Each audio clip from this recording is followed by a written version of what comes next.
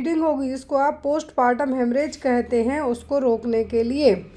तो यहाँ पर ऑक्सीटोसिन क्यों दिया जाता है?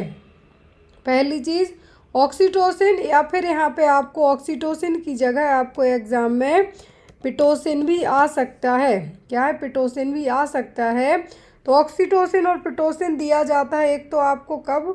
जब प्रेगनेंसी इंड्यूस करना हो, मतलब यहाँ पे प्रेगनेंसी इंड्यूस करना है उसके लिए। लेकिन यहाँ पर प्रेगनेंसी इंड्यूस करने के लिए दिया जाता है कब? यहाँ पर आपको before birth of the baby, क्या है, बच्चे के जन्म के पहले भी दिया जाता है, लेकिन यूट्रस को स्टिमुलेट करने के लिए। यदि यहाँ से पूछें कि इंड्यूस करने के लिए आप दे रहे हैं जब लेबर स्टार्ट होते हैं, पेन स्टार्ट होते हैं तब, तो यूट्रस में कॉन्ट्रैक्शन लाने के लिए देंगे। लेकिन यहाँ पर क्या ऑक्सीटोसिन से दर्द दूर होगा? नहीं होगा। दूध का प्रोडक्शन बढ़ेगा? वो भी नहीं होगा। तो यहाँ पर आपका जो बेस्ट रिस्पॉन्ड होना चाहिए, बेस्ट आंसर होना चाहिए, वो होगा क्या? कि स्टॉपिंग पोस्टपार्टम हेमरेज।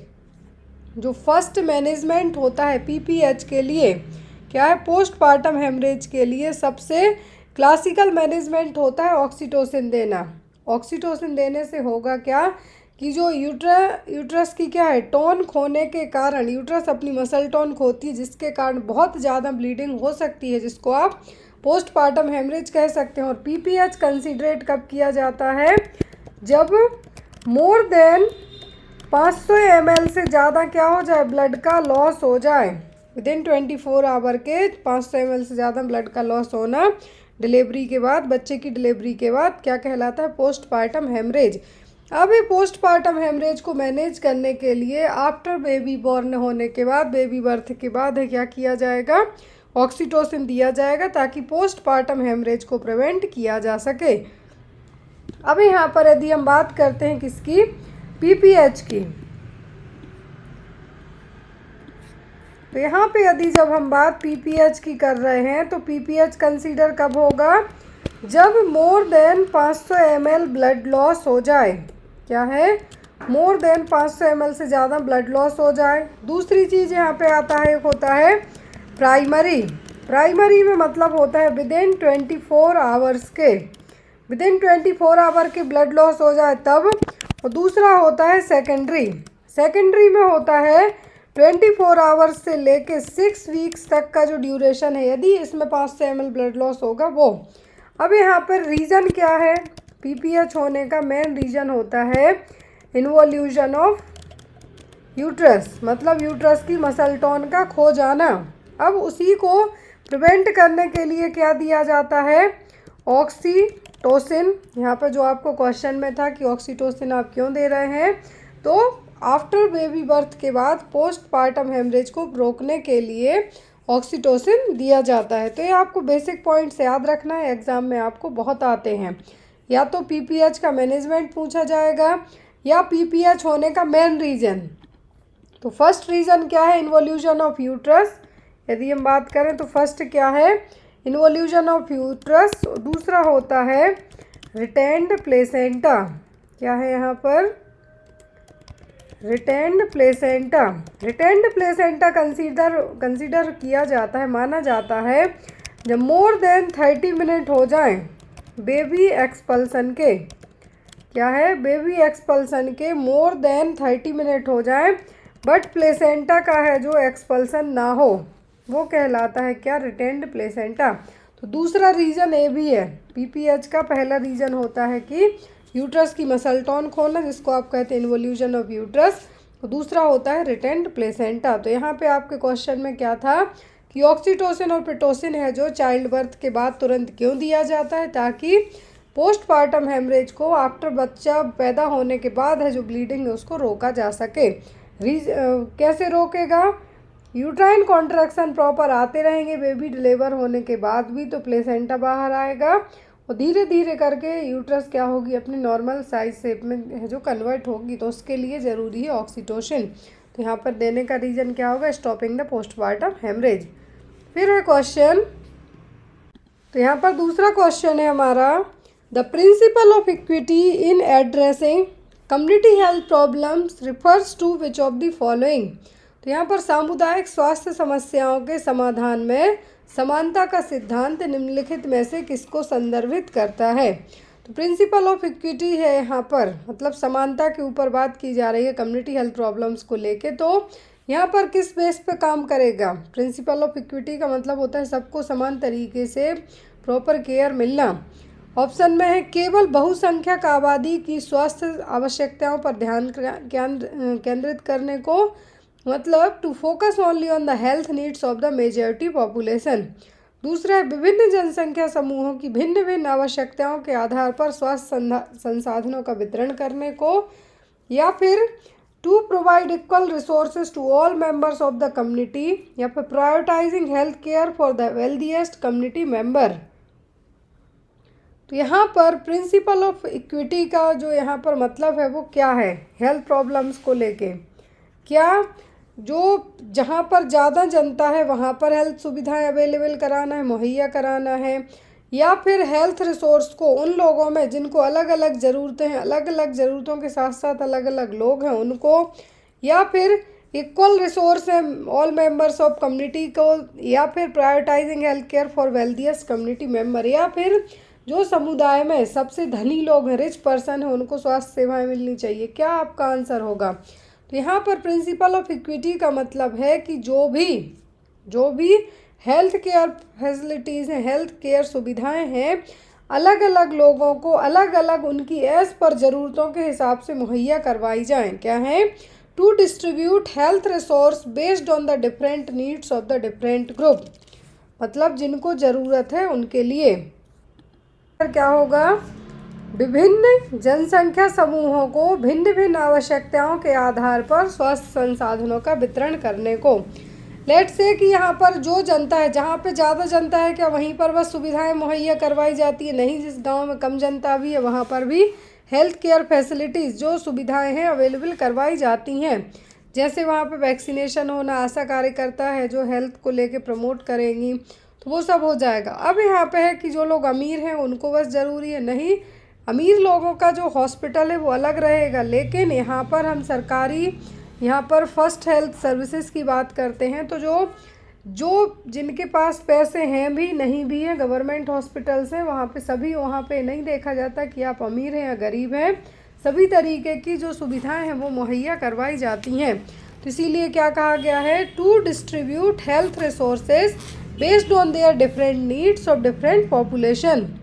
नेक्स्ट है 50 वर्ष से अधिक उम्र की महिलाओं के लिए निम्नलिखित में से कौन सी अनुशंसित स्वास्थ्य जांच है? तो which of the following is recommended health checkup for women above 50 year of age? साल से ज़्यादा उम्र है किसी भी महिला की तो उसको कौन सी जांच करवा लेनी चाहिए, चेकअप कराना चाहिए, हेल्थ चेकअप?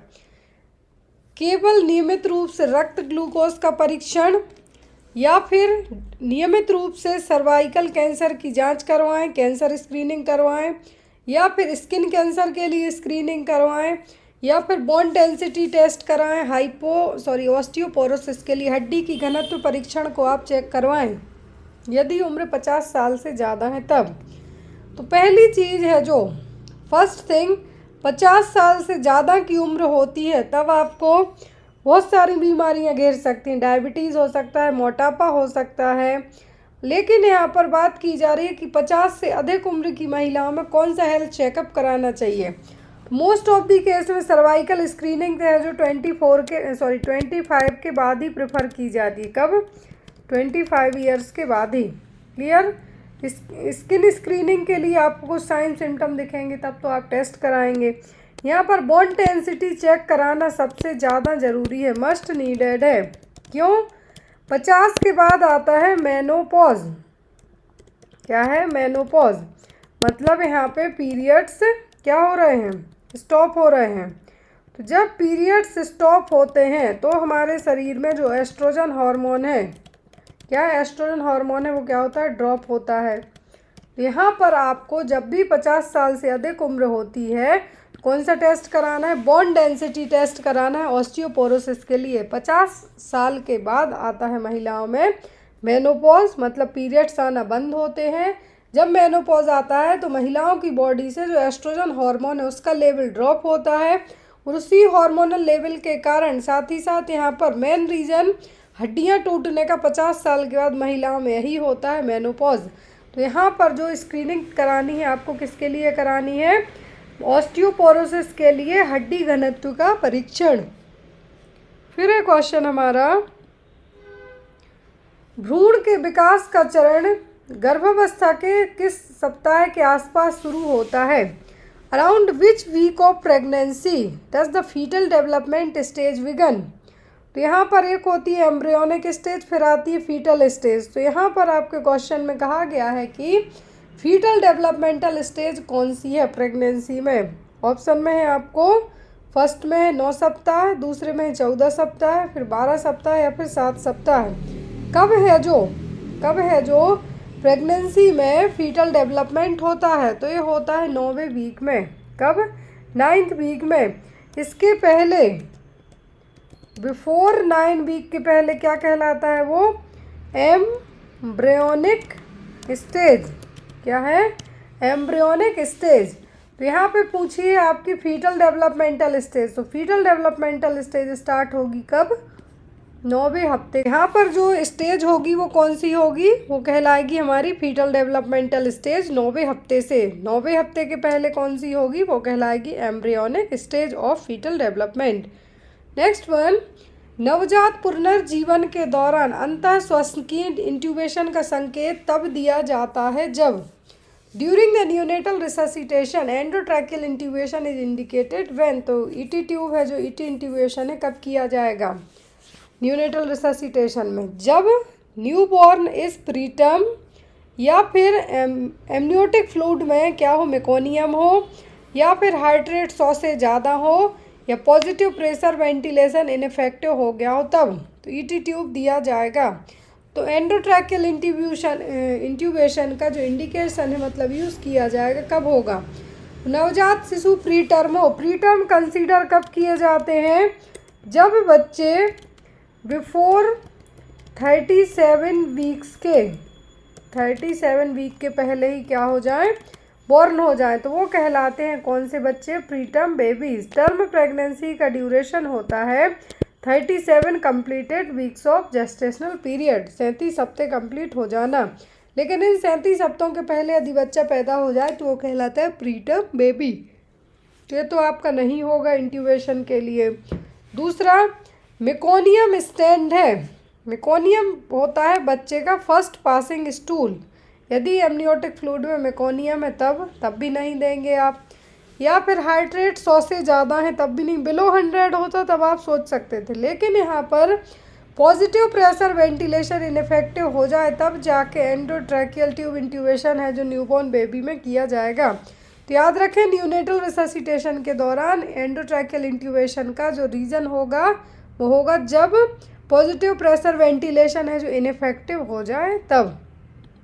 नेक्स्ट वन, निम्नलिखित में से ऐसी कौन सी रणनीति नहीं है जिसका उपयोग बाल स्वास्थ्य नर्सें होम विजिट करते समय सांस्कृतिक बाधाओं को दूर करने के लिए कर सकती हैं? Which of the following is not a strategy that child health nurses can use to overcome cultural barriers when conducting home visit? तो यहाँ पे कहा गया है कि कौन सी स्ट्रेटजी आपको नहीं अपनाना है as a child health nurse जब आप किसी भी पर्सन को कल्चरल बैरियर को लेके। कल्चरल बैरियर का मतलब होता है उसकी सांस्कृतिक चीज़ों को खंडन किए बिना आप होम विजिट पे जाते हैं तब।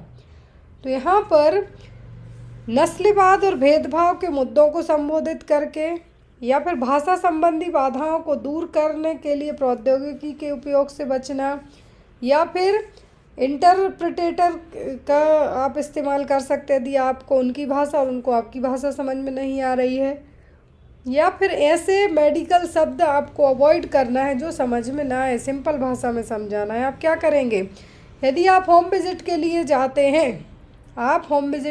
जाते हैं तो यहाँ पर ऐसी कौन सी जो आप रणनीति है या फिर कौन सी स्ट्रेटजी है उसका इस्तेमाल नहीं करेंगे जिससे कल्चरल बैरियर से यहाँ पर जो अफेक्ट हो, ओवरकम करने के लिए जो कल्चरल बैरियर है वो इफेक्ट हो। पहला, addressing issue of racism and discrimination, आप कर सकते हैं। दूसरा यहाँ पे है कि टेक्नोलॉजी का इस्तेमाल कर सकते हैं लैंग्वेज बैरियर को दूर करने में, या फिर इंटरप्रिटेटर, यदि हाँ ये भी आप कर सकते हैं यदि आपको उनकी भाषा उनको आपकी समझ में नहीं आ रही, और जिसको दोनों भाषाओं का ज्ञान है तो वो यहाँ पे एज अ इंटरप्रिटेटर की तरह काम कर सकता है। तीसरा, यहाँ पर मेडिकल टर्मिनोलॉजी का इस्तेमाल करने से बचें, क्योंकि होम विजिट में सबको ज़रूरी नहीं है कि सबको मेडिकल के टर्म पता हो, तो यहाँ पर इस चीज़ से भी आप बच सकते हैं। यहाँ पे आपको करना है avoiding the using of technology to overcome language barrier. Next है, नवजात शिशु में श्वसन तंगी मामलों में सर्फेक्टेंट का उचित प्रबंधन किसके माध्यम से होता है? In case of respiratory distress in the newborn appropriate administration of surfactant is done through. तो यदि बेबी को रेस्पिरेटरी डिस्ट्रेस की कंडीशन है, न्यूबॉर्न बेबी में रेस्पिरेटरी डिस्ट्रेस सिंड्रोम हुआ है, तो यहाँ पर सर्फेक्टेंट आपको एडमिनिस्टर करने किस रूट से करेंगे? इंट्रावीनस, ओरल, एंडोट्रैकियल या फिर इंट्रामस्कुलर इंजेक्शन से। तो यहाँ पर डायरेक्टली एंडोट्रैकियल ट्यूब के थ्रू, किसके थ्रू सर्फेक्टेंट एडमिनिस्टर होंगे? ईटी ट्यूब के द्वारा। खसरे की रोकथाम के संदर्भ में हर्ड इम्यूनिटी सबसे अच्छी तरह तब प्राप्त होती है जब जनसंख्या के कितने प्रतिशत को टीका लगाया जाता है? तो यहाँ पर कहा गया है कि जो हर्ड इम्यूनिटी है मीजल्स के प्रिवेंशन में, मीजल्स क्या है? वायरल है। तो यहाँ पर मीजल्स के प्रिवेंशन के लिए जो हर्ड इम्यूनिटी है सबसे अच्छे से अचीव कब होगी? तब कितने % जनता है जो वैक्सीनेटेड हो गई हो? कम से कम 85%, कम से कम 95%, कम से कम 50% है, कम से कम 70%। तो मीजल्स को प्रिवेंट करने के लिए हर्ड इम्यूनिटी क्या होगा? आपको वैक्सीन लग गई है उसके बाद जो हमारा शरीर, या फिर जहाँ पर जिन लोगों को ज़्यादा बीमारी हो रही है लेकिन यहाँ पर वैक्सीनेटेड हैं लोग, तो दोबारा से वो बीमारी होने के चांसेस कम रहेंगे, तो वो हमारी हर्ड इम्यूनिटी जो बनती है। तो मीजल्स से बचने के लिए हर्ड इम्यूनिटी कब असरदार होगी? जब 95% से ज़्यादा लोग क्या हों? वैक्सीनेटेड हो, तब यहाँ पर ये असरदार रहेगी। फिर है, in primary care curtain like vision loss in one eye में इंडिकेट। तो प्राथमिक देखभाल में एक आँख में पर्दे जैसी दृष्टि का होना किसका संकेत हो सकता है? या फिर पर्दे जैसी दृष्टि है, साथ ही साथ एक आँख से है जो यहाँ पे जो पर्दे जैसा ऐसे लग रहा है जैसे आँख के सामने पर्दा लगा दिया हो, तो ये क्या है? मोतियाबिंद के कारण, मैक्युलर डिजनरेशन, ग्लूकोमा या फिर रेटिनल डिटैचमेंट। किसके कारण ऐसा देखने को मिलेगा कि एक आँख से है जो ऐसे लगेगा जैसे आँख के सामने किसी ने पर्दा है जो टांग दिया है, और ये देखने को मिलेगा रेटिनल डिटैचमेंट में, इसमें रेटिनल डिटैचमेंट में। फिर है, प्रसव के दौरान भ्रूण टैकीकार्डिया इसका संकेत हो सकता है। यहाँ पे जो और ऑप्शन है जैसे मोतियाबिंद, भारत में ब्लाइंडनेस का जो मेन रीजन है, किसमें? एडल्ट में। बच्चों में पूछे आपसे कभी भी ब्लाइंडनेस का रीज़न, तब आपको कहना है रिफ्रैक्टिव एरर। क्या है? Refractive error. बच्चों में रिफ्रैक्टिव एरर और बड़ों में मोतियाबिंद का रीजन क्या है? कैटरैक्ट। ग्लूकोमा में जो इंट्रा ऑक्यूलर प्रेशर है वो क्या हो जाता है? हाई हो जाता है। तो यहाँ पे आपको बेसिक पॉइंट्स इनके बारे में याद रखना है। फिर है, प्रसव के दौरान भ्रूण टैकीकार्डिया इसका संकेत हो सकता है। During the labour foetal tachycardia में भी साइन ऑफ। फीटल टैकीकार्डिया में क्या होगा? बच्चे की जो पल्स रेट है वो बहुत हाई होगी। क्या होगी? हाई हो जाएगी। तो यहाँ पर इंट्रा एमनियोटिक इन्फेक्शन के कारण फीटल वेलबिंग, अर्जेंट डिलीवरी की ज़रूरत होगी, या मैटरनल टायर्डनेस के कारण। फीटल टैकीकार्डिया देखने को क्यों मिलेगा? पहला है इंट्रा एमनियोटिक इन्फेक्शन, दूसरा है फीटल वेलबिंग। यदि बच्चा स्वस्थ है, फीटल वेलबिंग है, स्वस्थ है, तो भ्रूण टैकीकार्डिया होगा ही नहीं, तो ये भी नहीं होगा। अर्जेंट डिलीवरी की ज़रूरत है, क्या है? माँ थक गई है। तो यहाँ पर जो बेस्ट आपका होगा जो साइन है लेबर के दौरान है, जो फीटल टैकीकार्डिया का साइन है, एमनियोटिक इन्फेक्शन होना। क्या है? इंट्रा एमनियोटिक इन्फेक्शन का होना, जिसके कारण बच्चे की है जो पल्स रेट बहुत ज़्यादा हाई है जो हो गई है। नेक्स्ट वन, प्रसवोत्तर थ्रोम्बोफ्लेबाइटिस के विकास का सबसे अधिक संकेत निम्नलिखित से मिलता है। Which of the following is most likely to indicate the development of postpartum thrombophlebitis. तो पोस्टपार्टम थ्रोम्बोफ्लेबाइटिस का यहाँ पर कौन सा लक्षण हो सकता है? फ्रॉम जनरलाइज्ड बॉडी एक, मतलब सामान्यकृत शरीर दर्द होना, अचानक से बुखार आना और ठंड लगना, या फिर एक पैर में सूजन होना और दर्द होना, या फिर यूरिन है जो कम प्रोडक्शन होना। क्या रीज़न होगा? आफ्टर डिलीवरी के बाद थ्रोम्बोफ्लेबाइटिस, मतलब वेंस में किसी भी तरीके का ब्लड क्लॉट बन जाना। तो यहाँ पर थ्रोम्बोफ्लेबाइटिस का जो रीज़न है, यहाँ पे आपको साइन देखने को मिलेगा, वो होगा पैर में स्वेलिंग होने के साथ साथ दर्द भी होना। और इस साइन को क्या कहा जाता है? Homans sign. याद रखें, क्या होगा? ये होगा हॉमन साइन। एक पैर में सूजन या फिर दर्द होना, तो ये बन सकता है किसके लिए साइन? आफ्टर डिलीवरी के बाद थ्रोम्बोफ्लेबाइटिस का। नेक्स्ट है, अंतर्गर्भाशयी देखभाल में निरंतर इलेक्ट्रॉनिक भ्रूण निगरानी सबसे आवश्यक है। इन इंट्रायूटेराइन केयर, मतलब बच्चा जब गर्भ में हो उस दौरान कंटिन्यूस इलेक्ट्रल फीटल मॉनिटरिंग की जाती है। क्यों की जाएगी? सभी नॉर्मल डिलीवरीज के लिए, वुमेन इन एक्टिव लेबर में है उसके लिए, जो महिला हाई रिस्क प्रेगनेंसी पर है उसके लिए, या फिर कम जोखिम वाली गर्भावस्थाओं में। तो यहाँ पर इलेक्ट्रॉनिक फीटल मॉनिटरिंग कब की जाएगी? क्या नॉर्मल ऑल डिलीवरी में नहीं होगी? दूसरा यहाँ पर है जो एक्टिव लेबर में, उसमें भी ज़रूरत नहीं पड़ेगी। सबसे कॉमन यहाँ पे होगा फीटल इलेक्ट्रॉनिक मॉनिटरिंग सिस्टम जो हाई रिस्क प्रेगनेंसी वाली महिलाएं हैं, जिनमें जान माल का रिस्क भी हो सकता है। तो यहाँ पर उनको फीटल इलेक्ट्रॉनिक मॉनिटरिंग की जाएगी। क्या है? इलेक्ट्रॉनिक फीटल मॉनिटरिंग की जाएगी, ताकि बच्चा प्रॉपर सांस ले पा रहा है या नहीं, कोई प्रॉब्लम तो नहीं हो रही है, क्योंकि हाई रिस्क प्रेगनेंसी में कॉमन है जो देखने को मिल सकता है। तो यहाँ पर क्या होगा? कंटिन्यूस है जो बच्चे को मॉनिटर किया जाएगा। फिर है द इम्प्लीमेंटेशन स्ट्रेटजी ऑफ प्रधानमंत्री Swasthya Suraksha Yojana reflects which of the following principle. तो जो प्रधानमंत्री स्वास्थ्य सुरक्षा योजना के तहत जो मॉडल है, यहाँ पर किस बेस पर है? Health promotional model based, biomedical based, system theory, या फिर इकोलॉजिकल मॉडल। अब जो प्रधानमंत्री का जो स्वास्थ्य सुरक्षा योजना है, ये काम करती है सिस्टम बेस्ड मॉडल पर। किस पर? सिस्टम थ्योरी में। एज पर दिस थ्योरी की एक डिपार्टमेंट एक जगह दूसरे से जुड़ी हुई रहेगी, इसीलिए यहाँ पर एक क्या है? मॉडल किस बेस पे काम करेगा? सिस्टम थ्योरी पर। का मतलब क्या है कि ऐसी जो भी योजनाएं हैं जो इंटरकनेक्टेड हो, यहाँ पर क्या होगा? मतलब जो भी योजना है वो क्या हो? इंटरकनेक्टेड हो। क्योंकि यहाँ पर क्या है? पूरी सेंट्रल गवर्नमेंट की स्कीम है, तो पर्टिकुलर अलग अलग स्टेट वाइज यहाँ पे अलग अलग हेल्थ सेक्टर, प्राइवेट, गवर्नमेंट सभी तरीके के इंक्लूडेड हैं। तो क्या है? एक तरीके से सिस्टम थ्योरी जो कि इंटरकनेक्टेड मॉडल पे बेस्ड है।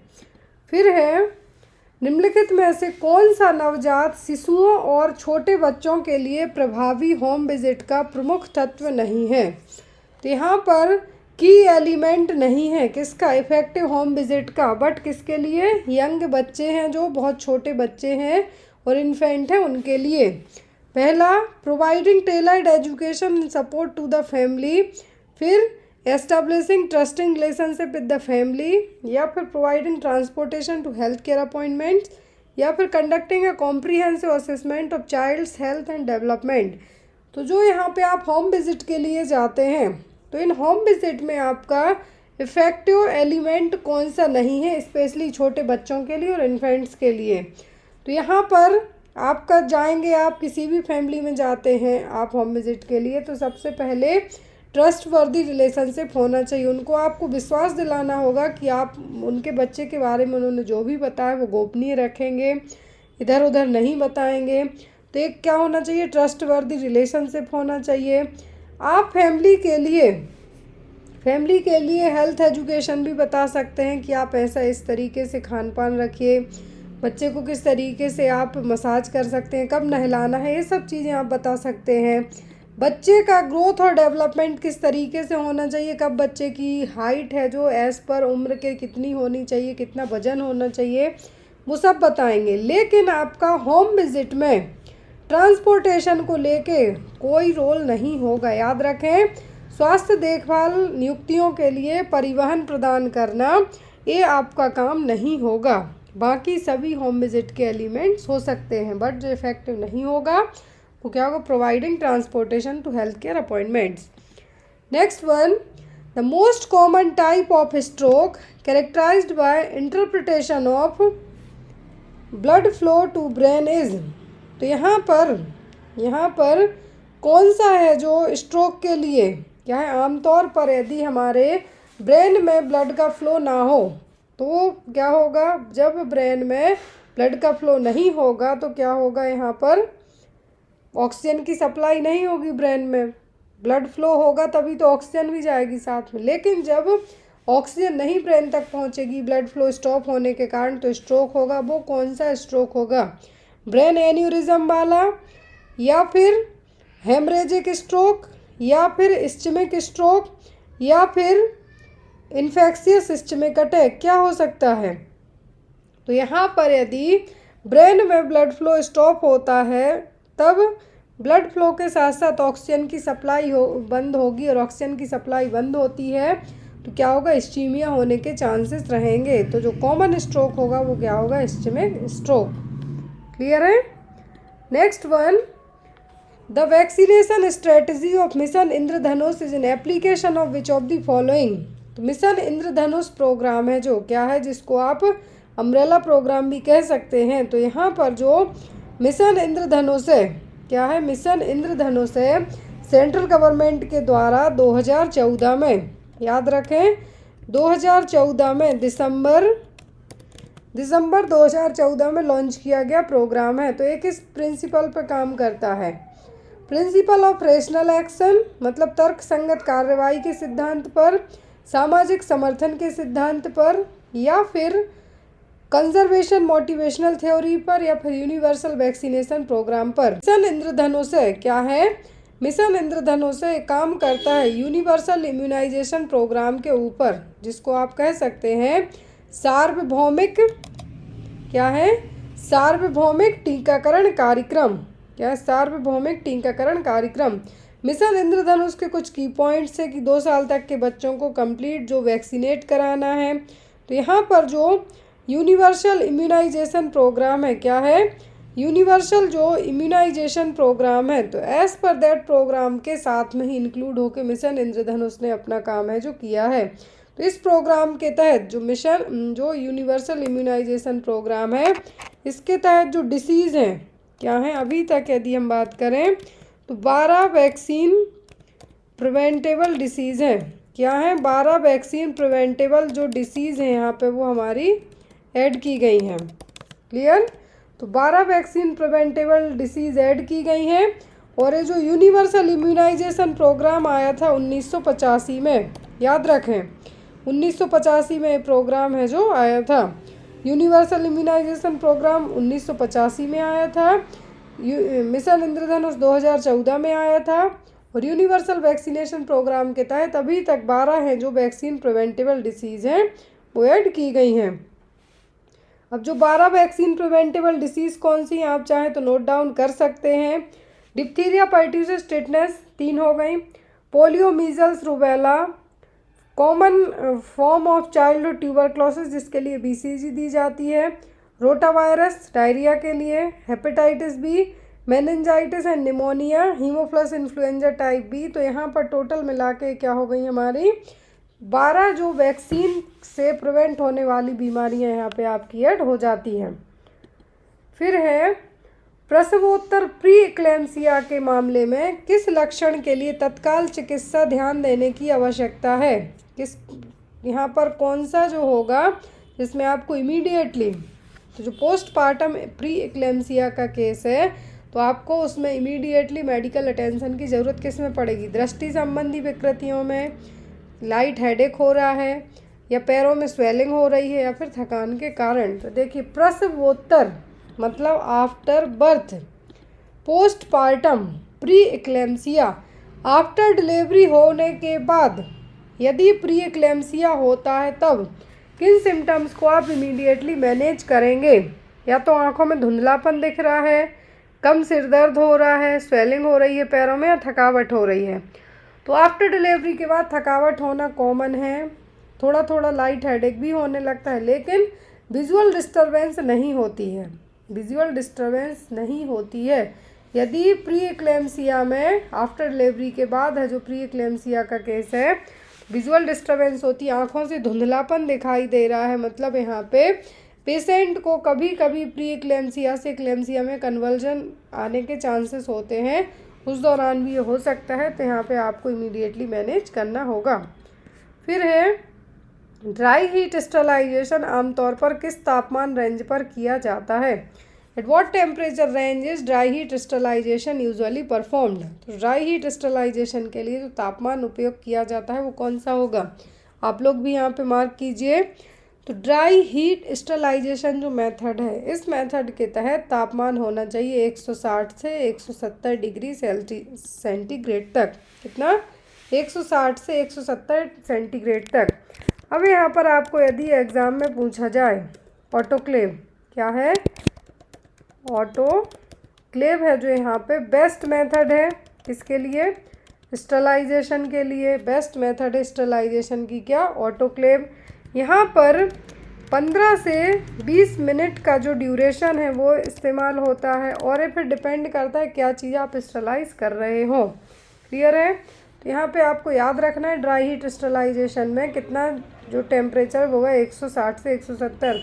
एक और कॉमन चीज़, ऑटोक्लेव एक ऐसी सिंगल मेथड है जिसमें स्पोर भी मार दिए जाते हैं, और किसी मेथड में चाहे बॉइलिंग हो या कोई और मेथड हो, स्पोर्स नहीं है जो जा पाते हैं, मारे जा पाएंगे, लेकिन ऑटोक्लेव में ऐसे हो जाएंगे। फिर है नवजात नेत्र रोग की रोकथाम के लिए अनुशंसित एजेंट है। For prevention of neonatal I disease the recommended agent is, क्या आप है जो यूज़ करेंगे न्यूनेट की आइस में? सिल्वर नाइट्रेट का घोल, रिथ्रोमाइसिन का ऑइंटमेंट, जेंटामाइसिन की ड्रॉप्स, या फिर टेट्रासाइक्लिन ऑइंटमेंट, क्या यहाँ पे आप इस्तेमाल करेंगे? तो एरिथ्रोमाइसिन, जेंटामाइसिन, टेट्रासाइक्लिन, तीनों क्या हैं? एंटीबायोटिक हैं। सिल्वर नाइट्रेट यूज़ नहीं किया जाएगा, बच्चे की आंखें भी डैमेज हो सकती हैं। तो यहाँ पर बच्चे की आंखों के लिए यूज़ किया जाने वाला जो हो सकता है वो होगा एरिथ्रोमाइसिन ऑइंटमेंट। क्या होगा? Erythromycin ointment.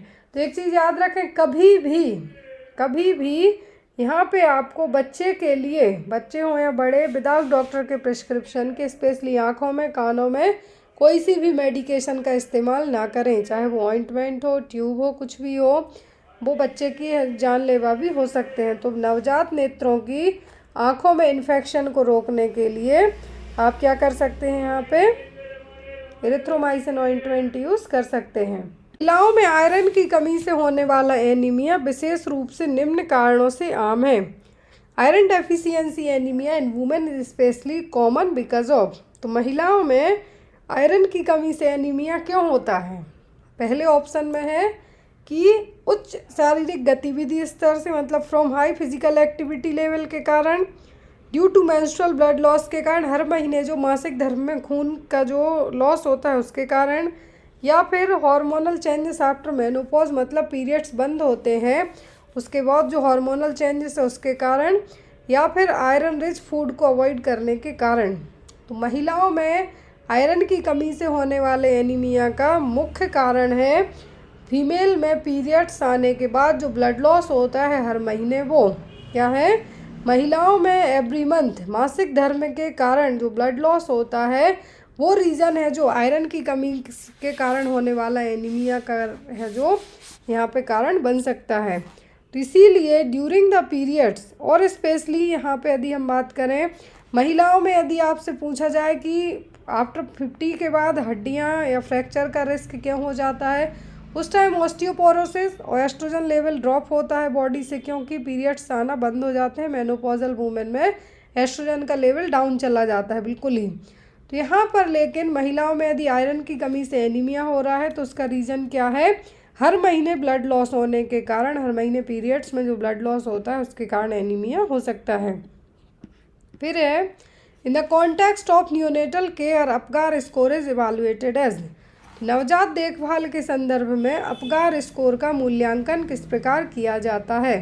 पहले ऑप्शन में है जन्म के 5 और 10 मिनट के बाद, मतलब यहाँ पर बच्चा पैदा होता है उसके 5 मिनट और 10 मिनट के बाद अपगार स्कोर चेक करें आप, या फिर 1 मिनट और 5 मिनट के बाद, या फिर जन्म के समय और 1 मिनट पर, या फिर जन्म के तुरंत और 2 मिनट पर।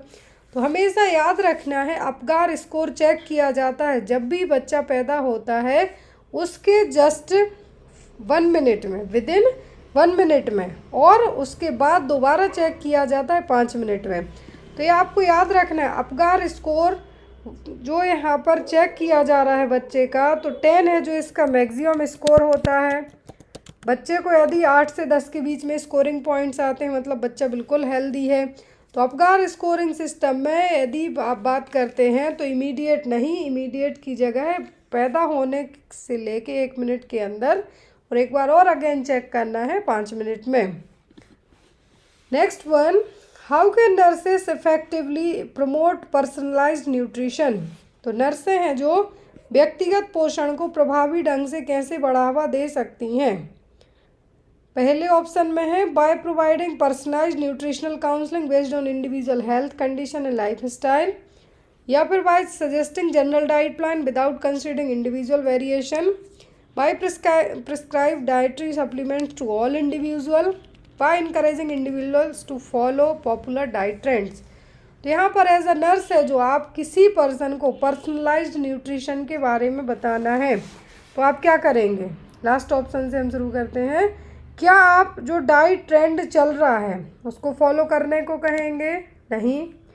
क्या आप डाइटरी सप्लीमेंट्स देंगे अपने पेशेंट को? बिल्कुल भी नहीं। डाइटरी सप्लीमेंट्स उनको दिए जाते हैं जिनको डेफिशिएंसी हो, जिनके ब्लड लेवल में किसी भी चीज़ की कमी निकली हो उनको, या फिर पर्सन को बिना प्रॉब्लम्स के, बिना चीज़ों के आप उनमें एक है जो डाइट प्लान बना के दे देंगे कि ये जनरल डाइट फॉलो कीजिए। लेट से यदि बीपी वाला मरीज है तो उसमें डेस्क डाइट है जो फॉलो करवाई जाएगी, क्लियर है। वैसे ही कोई अदर कैटेगरी का पेशेंट है तो उसमें अलग डाइट है जो फॉलो होगी। तो यहाँ पर आपको क्या करना है, by providing personalised nutritional counselling based on individual health condition and life style. आप यहाँ पर लेट से कि कोई घर पे बैठा हुआ आदमी है, सेडेंट्री लाइफ स्टाइल वाला पर्सन है, क्या आप उसको कह देंगे कि खूब बैठ के है जो आप हाई कैलोरिक फूड खाइए? बिल्कुल नहीं, डाइजेस्ट नहीं कर पाएगा, ओबेसिटी होगी, प्रॉब्लम होगी। यदि जो खेत पे काम करने वाले लोग हैं, मजदूर मेहनत करने वाले लोग हैं, बहुत हाईली लेबर है, तो यहाँ पे आप उसको कम खाने को कहेंगे? बिल्कुल नहीं। तो यहाँ पर पर्सनलाइज्ड न्यूट्रिशन का मतलब क्या होगा कि एज पर पर्सन के लाइफ स्टाइल के, उसकी हेल्थ कंडीशन के जो डाइट आप बताएंगे वो यहाँ पे आपका सही होगा। फिर है प्रसव पूर्व स्क्रीनिंग परीक्षणों पर प्रसव पूर्ण काउंसलिंग से गर्भवती माताओं को सूचित किया जाना चाहिए कि ये परीक्षण निम्न में से किसके लिए डिज़ाइन किए गए हैं। क्वेश्चन है आपका कि जो प्रीनेटल काउंसलिंग है, on prenatal screening test should inform expectant mother that these tests are designed for which of the following। तो लेट्स से कि डिलीवरी के पहले, जिसको आप एंटीनेटल काउंसलिंग कह सकते हो, प्रीनेटल काउंसलिंग कह सकते हैं, आपको उसमें बताना है कि आपके डिलीवरी होने के पहले ए टेस्ट स्क्रीनिंग क्यों करवाए जा रहे हैं।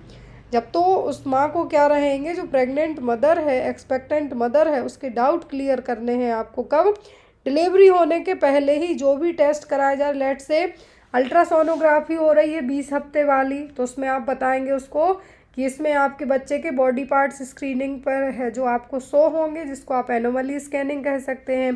ब्लड टेस्ट क्यों कराए जा रहे हैं, आप में आपके जो बच्चा है उसमें डाउन सिंड्रोम का डिफेक्ट तो नहीं हो रहा, या आपके अंदर ब्लड शुगर लेवल तो स्पाइक नहीं हो रहा, रूबेला का आईजी तो नहीं है। तो इन सब के लिए आपको उसके डाउट क्लियर करने होंगे।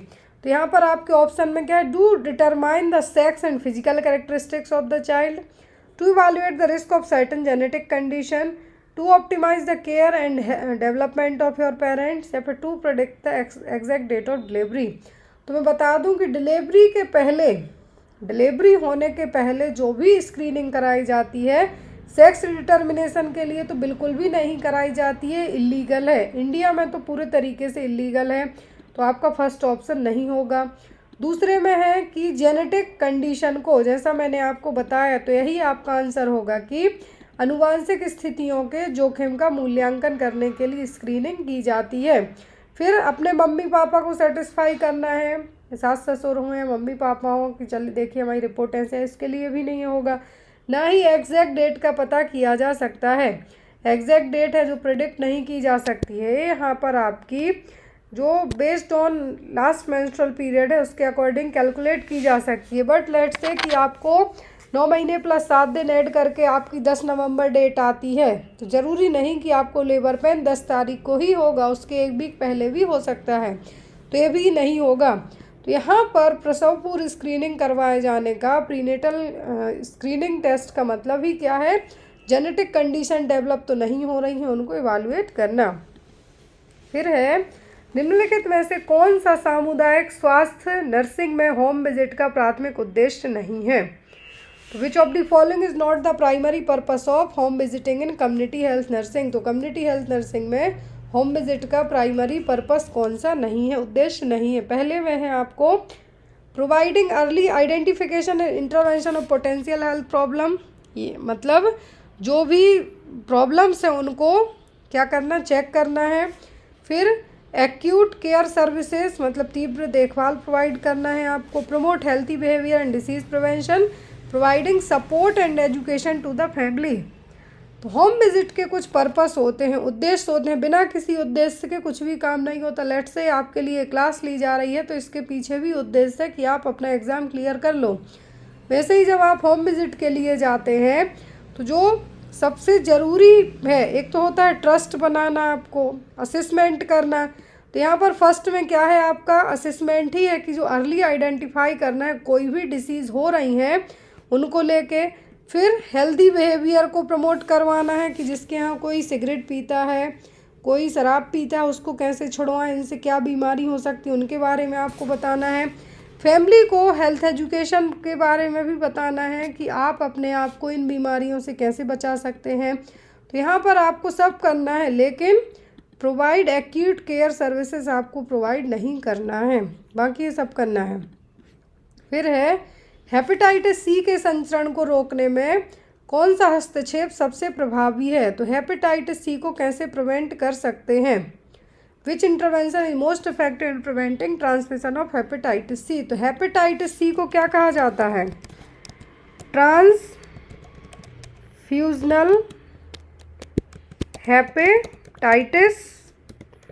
तो यहाँ पे आप याद रख सकते हैं। तो ट्रांसफ्यूजनल है यहाँ पर है हमारा, ट्रांसफ्यूजनल का मतलब ब्लड ट्रांसफ्यूजन के कारण हो सकता है। तो ट्रांसफ्यूजनल हेपेटाइटिस और हेपेटाइटिस सी को आप कैसे प्रिवेंट कर सकते हैं ट्रांसमिट होने से। पहला हेपेटाइटिस सी का टीका कैसे, या फिर antiviral prophylaxis for high risk population. जिस आबादी में हेपेटाइटिस होने का चांस है वहाँ पे सबको एंटीवायरल प्रोफाइलैक्सिस करके मतलब पहले से ही दवाई वैक्सीन करा दें, या फिर रूटीन लीवर फंक्शन टेस्ट कराएं, या फिर ब्लड ट्रांसफ्यूज़न की सुरक्षित अभ्यास और ड्रग उपयोगकर्ताओं के लिए हानि कम करने की रणनीतियाँ बना के।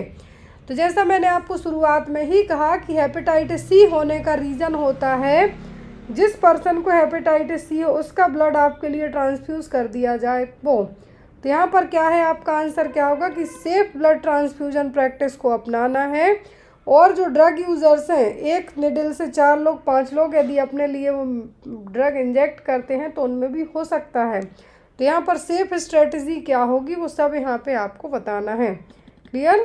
तो आपका आंसर क्या होगा, ब्लड ट्रांसफ्यूजन की सुरक्षित अभ्यास और ड्रग उपयोगकर्ताओं के लिए हानि कम करने की रणनीतियाँ बताना है।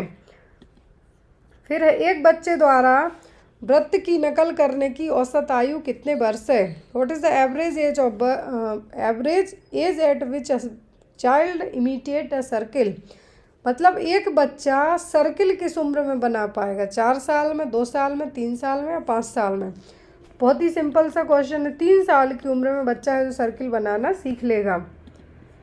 फिर है आयरन अनुपूरण किस आयु वर्ग के बच्चों के लिए विशेष रूप से महत्वपूर्ण है। आयरन अनुपूरण का मतलब है आयरन सप्लीमेंटेशन है जो स्पेशली किस उम्र के बच्चे के लिए सबसे ज़्यादा ज़रूरी है। 12 से 18 वर्ष के किशोर में, 6 से 23 महीने के शिशु में, 1 से 3 वर्ष के बच्चे में, या नवजात शिशु में। तो आयरन सप्लीमेंटेशन सप्लीमेंटेशन का मतलब है यहाँ पर आपको सिरप या ड्रॉप वगैरह देना है। किस उम्र में ज़्यादा ज़रूरी है?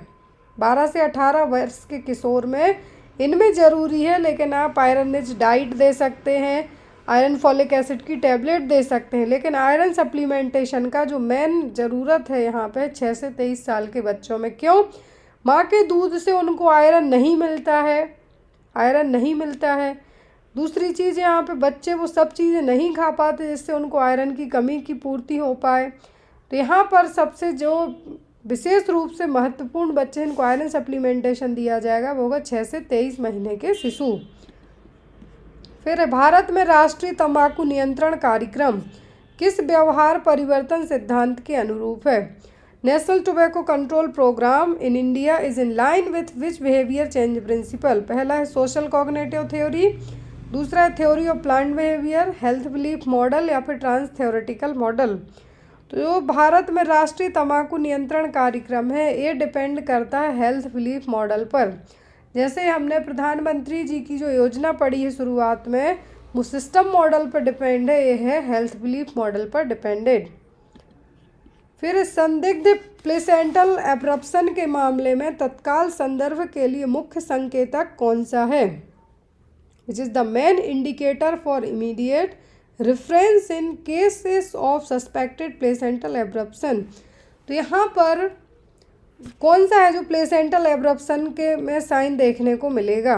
पहला है यहाँ पे आपको गर्भाशय की कोमलता के साथ योनि से रक्तस्राव, stable fetal heart rate, history of previous low risk pregnancy या फिर माइल्ड स्टमक डिस्कम्फर्ट।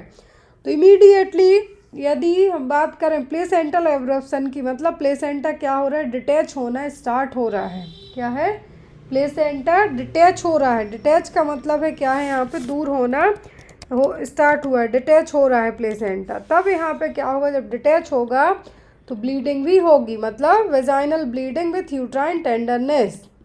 मतलब जब जो यूट्राइन वॉल पे चिपका हुआ प्लेसेंटा है वो डिटैच होना स्टार्ट हो जाए, छोड़ना जो अपनी लेयर है वो छोड़ रहा है, तो वहाँ पे ब्लीडिंग तो होगी, साथ में यूट्राइन टेंडरनेस भी देखने को मिलेगी। हार्ट रेट स्टेबल नहीं होगी, फ्लक्चुएट हो सकती है। यदि पहले लो रिस्क प्रेगनेंसी रही है तब यहाँ पे इसका जो प्लेसेंटल एब्रप्शन से लेना ही देना नहीं है। न माइल्ड स्टमक डिस्कम्फर्ट, यदि प्लेसेंटल एब्रप्शन की बात की जा रही है तो वेजाइनल ब्लीडिंग होगी। यदि प्लेसेंटा प्रीविया की बात की जा रही है तब यहाँ पे पेनलेस ब्लीडिंग होगी, लेकिन प्लेसेंटल एब्रप्शन में पेन भी होगा, टेंडरनेस होगी और पेन भी देखने को मिलेगा। फिर है प्रसव पूर्व काउंसलिंग के दौरान एक दाई को निम्नलिखित में से किस विषय पर शिक्षा और परामर्श प्रदान करना चाहिए? During prenatal counselling midwife should provide education and counselling on which of the following topic? पोषण और व्यायाम पर, प्रसव पीड़ा के लक्षण और संकेत पर, मतलब जो साइन सिम्टम होते हैं लेबर पेन के उस पर, या फिर पोस्टनेटल केयर पर।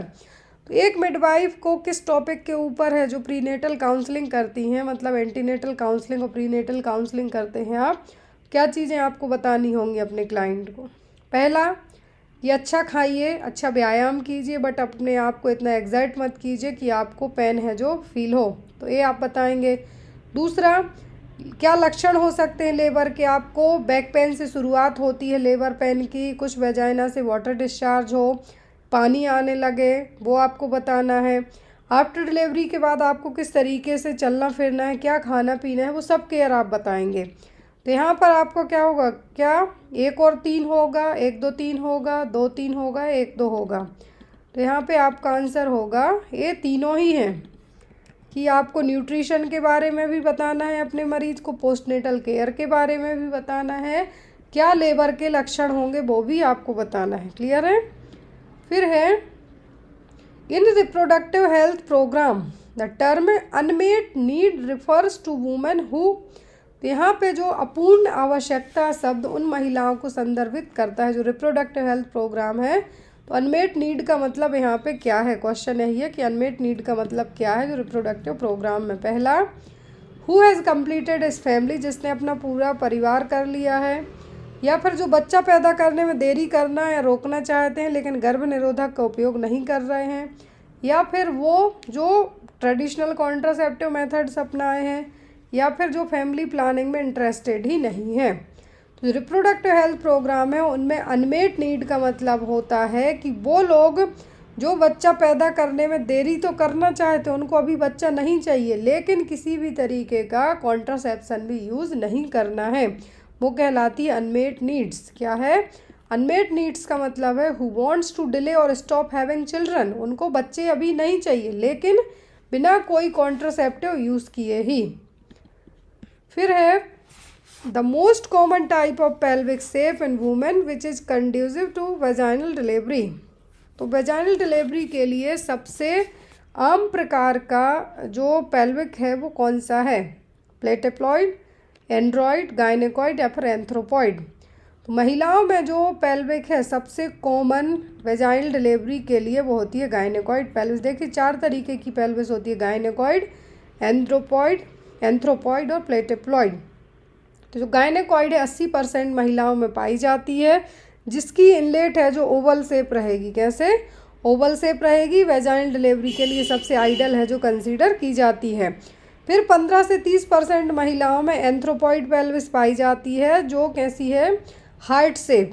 किस तरीके से हम इसकी जो इनलेट कह सकते हैं वो होती है लॉन्ग ओवल शेप में आप कह सकते हैं। फिर एंड्रॉइड, तो एंड्रॉइड बहुत ही कम महिलाओं में पाई जाती है और इसका जो ट्रायंगुलर शेप रहेगा। कैसा? हार्ट शेप और ट्रायंगुलर शेप रहेगा एंड्रॉइड में। प्लेटिप्लॉइड मेल पेल्विस कॉमनली दोनों सेक्स में होती है बट फीमेल में ये कम पाई जाती है। क्लियर है? नेक्स्ट है सरकार की कौन सी योजना गर्भवती महिलाओं को हर महीने के 9वें दिन एक विशेष चिकित्सा अधिकारी द्वारा एक निश्चित दिन निःशुल्क, सुनिश्चित और गुणवत्तापूर्ण प्रसव पूर्व जांच प्रदान करती है? तो भारत सरकार की गवर्नमेंट स्कीम है जो fix day free qualitative antenatal checkup मुहैया कराती है हर महीने की 9 तारीख को। एवरी मंथ में 9वें दिन है जो 9 तारीख को medical officer specialist gynaecologist checkup करेगा। तो ये कौन सी योजना है जिसमें ये जो लाभ मिलेगा? सुमन स्कीम है, मतलब सुरक्षित मातृत्व आश्वासन स्कीम, जननी सुरक्षा योजना और JSY स्कीम, प्रधानमंत्री सुरक्षित मातृत्व अभियान PMMSA या फिर जननी शिशु सुरक्षा कार्यक्रम JSSK। तो सरकार की ये स्कीम है, सरकार की ऐसी योजना जिसमें गर्भवती महिला को महीने के 9वें दिन एंटीनेटल चेकअप करवाया जाता है, प्रसव पूर्व जांच करवाई जाती है। ऐसा नहीं कि वो हड़बड़ी में हो, बिल्कुल नहीं, फ्री है, अश्योर्ड है और एक स्पेशल गायनेकोलॉजिस्ट हो सकता है, मेडिकल ऑफिसर हो सकता है, वो प्रॉपर चेकअप करेगा। तो वो स्कीम है हमारी प्रधानमंत्री सुरक्षित मातृत्व अभियान। इसका जो एम है वही मैटरनल डेथ को प्रिवेंट करना, मैटरनल न्यूनेटल डेथ को हमें क्या करना है? कम करना है, मॉर्टेलिटी रेट को कम करना है। फिर है एपिड्यूरल एनाल्जेसिया के साथ अशक्त महिला में प्रसव के लंबे दूसरे चरण को कितने समय से अधिक समय तक चलने वाले रूप में परिभाषित किया जा सकता है? क्वेश्चन समझिए आप। Prolonged second stage of labour in nulliparous women with epidural analgesia is defined as lasting more than how much time. तो पहली चीज़ सेकेंड स्टेज की बात की जा रही है, तो सेकेंड स्टेज है जो विदिन 30 मिनट टू 1 आवर की ही रहती है। सेकेंड स्टेज जिसमें बेबी बाहर आएगा वो 1 आवर से 30 मिनट की ही रहेगी। तो यहाँ पर नल्लीपेरस वुमेन है, मतलब फर्स्ट टाइम। एपिड्यूरल एनाल्जेसिया भी दिया गया है, इसके पहले उसकी कोई भी डिलीवरी वगैरह नहीं हुई है, तो उसकी जो सेकेंड स्टेज है वो लॉन्ग चलती है। कितना? 3 घंटे से ज़्यादा चलेगी। कितना? 3 घंटे से ज़्यादा चलेगी, तो वो कहलाता है प्रोलॉन्ग्ड लेबर। क्या है? Prolong labour. लेकिन जब first and second stage within 2 hour में कंप्लीट हो जाए तो वो क्या कहलाता है? Precipitate labour. याद रखिए आप एग्ज़ाम में आते हैं, पहली और दूसरी स्टेज विदिन 2 घंटे के कंप्लीट हो जाए, मतलब यूट्राइन कॉन्ट्रैक्शन आने से लेके बच्चे के बाहर आने तक में ओनली 2 घंटे का समय लगे तो वो कहलाता प्रेसिपिटेट लेबर। यदि सेकंड स्टेज ही 3 घंटे से ज़्यादा की हो जाए तो क्या कहलाएगा? Prolong labour. और टोटल ड्यूरेशन यदि हम बात करें मोर देन 18 आवर्स हो जाए तब भी ये प्रोलॉन्ग लेबर में कंसीडर होगा। क्लियर है? नेक्स्ट क्वेश्चन है, इसका आंसर आप लोग कमेंट बॉक्स में दीजिए। इसके आगे से जो नेक्स्ट क्लास होगी हम वो नेक्स्ट उसमें पढ़ेंगे। ओलिगोहाइड्रोमनियास की उपस्थिति एक ऐसी स्थिति है जहाँ पर जो ओलिगोहाइड्रोमनियास है कौन सी कंडीशन है जिसमें एमनियोटिक फ्लूइड अधिक हो जाता है, कम हो जाता है, ब्लड प्रेजेंट होगा एमनियोटिक फ्लूइड में, नॉर्मल एमनियोटिक फ्लूइड होगा। तो इसका आंसर आप लोग कमेंट बॉक्स में दीजिएगा। और जो भी लोग बुक ऑर्डर करना चाहते हैं, आपको लिमिटेड टाइम का ऑफर रहेगा, तो आप इस बुक को ऑर्डर कर सकते हैं। ये बुक आपको हार्ड कॉपी में रहेगी, मतलब आप यदि ऑर्डर करते हैं सेम नंबर, जो व्हाट्सएप नंबर आपको यहाँ पे शो हो रहा है इस पर, तो आपको अपना एड्रेस पेमेंट दोनों करनी होंगी। आपके होम एड्रेस पर आपको बुक है जो कोरियर करके भेजी जाएगी। बुक का एक्चुअल एमआरपी है जो 599 है, एक्चुअल एमआरपी 599 है, बट अभी आपको बुक है जो एज़ पर ऑफर ओनली 399 में अवेलेबल करवाई जा रही है, तो आप लोग ऑर्डर कर सकते हैं। यदि जो लोग किसी भी स्टेट के पेपर दे रहे हैं ऑल ओवर, चाहे आप SOFET त्रिपुरा के देते हो, यूपी के, MP के, आपको सभी तरीके के नोट्स अवेलेबल हैं। आपको सभी चीज़ें मिलेंगी। जो मेरा ऑफिशियल व्हाट्सएप नंबर यहाँ पे शो हो रहा है, इसी पे कांटेक्ट करके, आपको व्हाट्सएप पे कांटेक्ट करके आपको सभी चीज़ें अवेलेबल करवाई जाएंगी। कोई डाउट हो तो आप बेझिझक होकर पूछ सकते हैं। Thank you, bye bye.